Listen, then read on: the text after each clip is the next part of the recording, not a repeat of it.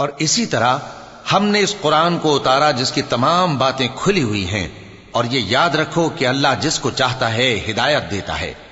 جو لوگ مومن یعنی مسلمان ہیں اور جو یہودی ہیں اور ستارہ پرست اور عیسائی اور مجوسی اور مشرک،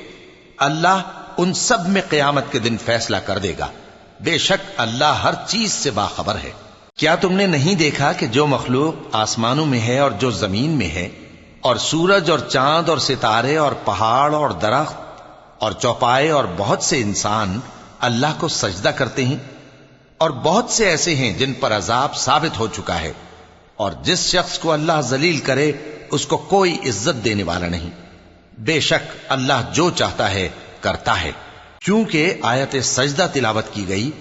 لہذا سامعین پر سجدہ واجب ہے۔ یہ دو فریق ایک دوسرے کے دشمن اپنے پروردگار کے بارے میں جھگڑتے ہیں، تو جو کافر ہیں ان کے لیے آگ کے کپڑے قطع کیے جائیں گے اور ان کے سروں پر جلتا ہوا پانی ڈالا جائے گا،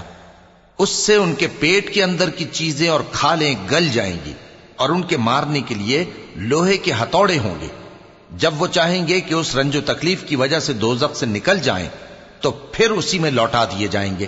اور کہا جائے گا کہ جلنے کے عذاب کا مزہ چکھتے رہو۔ جو لوگ ایمان لائے اور عمل نیک کرتے رہے، اللہ ان کو بہشتوں میں داخل کرے گا جن کے تلے نہریں بہ رہی ہیں، وہاں ان کو سونے کے کنگن پہنائے جائیں گے اور موتی، اور وہاں ان کا لباس ریشمی ہوگا، اور ان کو اچھی بات کی طرف رہنمائی کی گئی اور خوبیوں والے مالک کی راہ بتائی گئی۔ جو لوگ کافر ہیں اور لوگوں کو اللہ کے رستے سے اور مسجد حرام سے جسے ہم نے لوگوں کے لیے یکساں عبادت گاہ بنایا ہے روکتے ہیں، خواہ وہ وہاں کے رہنے والے ہوں یا باہر سے آنے والے، اور جو اس میں شرارت سے کجروی و کفر کرنا چاہے تو اس کو ہم درد دینے والے عذاب کا مزہ چکھائیں گے۔ اور ایک وقت تھا جب ہم نے ابراہیم کو خانہ کعبہ کا مقام بتا دیا اور ارشاد فرمایا کہ میرے ساتھ کسی چیز کو شریک نہ کیجو، اور طواف کرنے والوں اور قیام کرنے والوں اور رکوع کرنے والوں اور سجدہ کرنے والوں کے لیے میرے گھر کو صاف رکھا کرنا۔